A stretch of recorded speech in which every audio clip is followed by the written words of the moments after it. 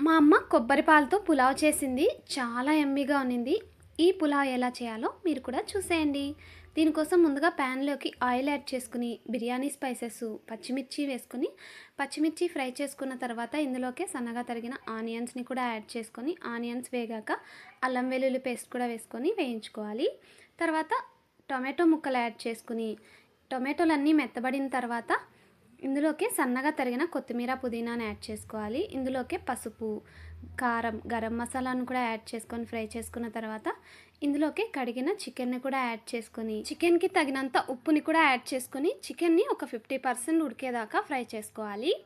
తర్వాత ఇందులోకి నానబెట్టుకున్న రైస్‌ని కూడా యాడ్ చేసి, రైస్‌కి తగ్గంత ఉప్పుని కూడా యాడ్ చేసి, మసాలాలన్నీ రైస్‌కి పట్టేలాగా ఒక 2 మినిట్స్ ఫ్రై చేసుకోవాలి. తర్వాత 3 గ్లాసెస్ రైస్‌కి 3 గ్లాసెస్ కొబ్బరి పాలు, 3 గ్లాసెస్ నార్మల్ వాటర్‌ని కూడా యాడ్ చేసుకొని 2 విజిల్స్ రానిస్తే టేస్టీగా ఉండే చికెన్ పులావ్ రెడీ అయిపోతుంది.